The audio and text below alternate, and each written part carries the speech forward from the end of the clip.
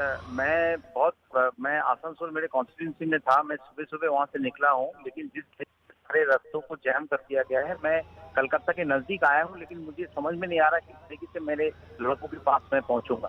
सबसे शर्मनाक बात यह है कि एक पीसफुल डेमोन्स्ट्रेशन करना, और किसी सरकार जैसे ममता बनर्जी जैसी सरकार जिन्होंने बंगाल को न जाने कौन सी मतलब स्टेज पे लेके गई है, हर तरीके से जो है करप्ट, एक क्रूअल, मैं क्रूअल शब्द यूज करूंगा, क्रूअल एक चीफ मिनिस्टर के अंडर में बंगाल को जहां वो लेके गई है, उसके खिलाफ पीसफुल ऑपोजिशन या पीसफुल प्रोटेस्ट करना, पीसफुल धरना करना, ये एक डेमोक्रेटिक हक है ऑपोजिशन का। तो जी। ममता बनर्जी शर्मनाक की है कि ममता बनर्जी जो खुद इसी तरीके का आंदोलन सीपीएम के खिलाफ से उठ के आई है, आज वो अपने पुलिस को जिस चीज को लेके वो भुगती है, जिस चीज को लेके उन्होंने आवाज उठाई, कहाँ का पार्लियामेंट से लेके कहाँ का, आज वही पुलिस का ब्रूटल फोर्स करके वो यंगस्टर्स, ये बीजेवाईएम का रैली है, ये युवा मोर्चा का रैली है, यंगस्टर्स के ऊपर इस तरीके से बेरहमी से पुलिस लाठीचार्ज कर रही है। ये मतलब जितनी निंदा इसकी की जाए ये बहुत कम है। और हम लोग कई बार प्रेसिडेंट के पास भी गए हैं, और मैं फिर से आप आज ये दोहराना चाहता हूँ कि जो ग्राउंड के अंदर एक स्टेट में प्रेसिडेंट रूल होना चाहिए, हर ग्राउंड में वेस्ट बंगाल क्वालिफाई करती है। और ममता बनर्जी को आज पेस्ट कंट्रोल के लिए नवाब खाली कर दी है, ये भी एक तरीके से सिंबॉलिक है। एक दीमक की तरह उन्होंने बंगाल का हर चीज को, अच्छी चीज को उन्होंने बर्बाद की है। और आज जिस तरीके का आप टेलीविजन में देख रहे हैं, ये शर्मनाक ही नहीं है, डेमोक्रेसी के ऊपर बहुत बड़ी है, डेमोक्रेसी हत्या की तस्वीर आज सब जगह में दिखाई जा रही है। बाबुल सुप्रियो जी, क्या आप भी इस प्रदर्शन में शामिल होने जा रहे थे?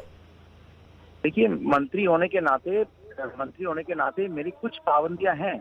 मैं सामने नहीं हूँ, लेकिन लड़कों के साथ मैं पीछे हर जगह में जाने की कोशिश कर रहा हूँ। लेकिन मैं आसनसोल से जहाँ से कलकत्ता पहुंच रहा हूँ 250 किलोमीटर दूरी में है।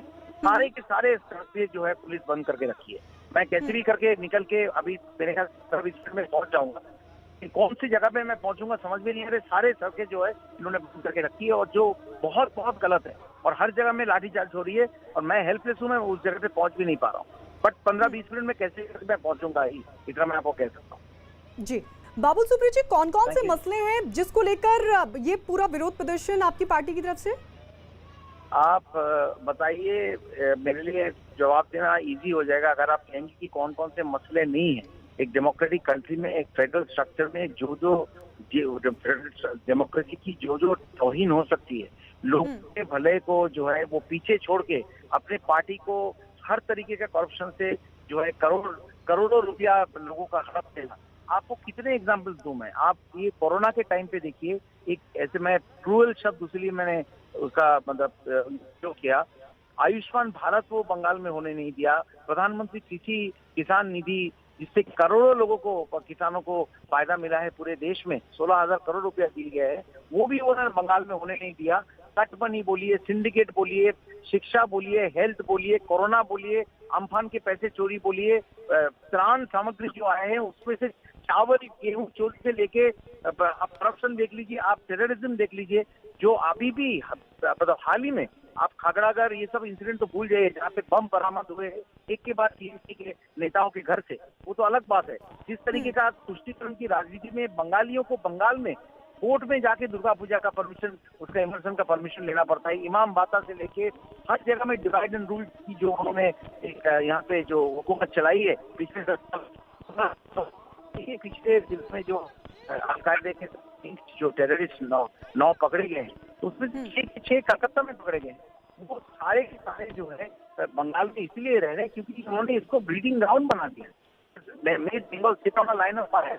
और इसीलिए हर इश्यू को लेके हम इकोनॉमिकली, आप देखिए, कोई इन्वेस्टमेंट यहाँ पे हुई नहीं है, और झूठ बोलते जा रहे हैं, लोगों को प्रोवोक करना, आग लगाना, यही उनका काम है।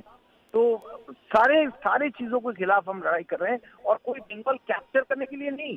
लोग हमें चाहते हैं, और 21 में हम चाहते हैं कि साफ सुथरा सरकार आए, जो 34 साल की वाम शासन और 10 साल ममता बनर्जी से जो बर्बादी हुई है, कम से कम एक सरकार ऐसा आए जो आपस की लड़ाई में जिस तरीके से सेंटर से हर चीज में लड़ती है वो खत्म हो, और एक सरकार बंगाल में आए जो फेडरल स्ट्रक्चर, कॉन्स्टिट्यूशनल स्ट्रक्चर है, उसको मद्देनजर लोगों के लिए काम करे, न कि सिर्फ भाई और भाइयों को करोड़पति बना के बंगाल को लूट ले। ये सब जानते हैं, हम कोई इसके कितने 120 से ज्यादा बीजेपी कार्यकर्ता जो है उसका खून किया गया है।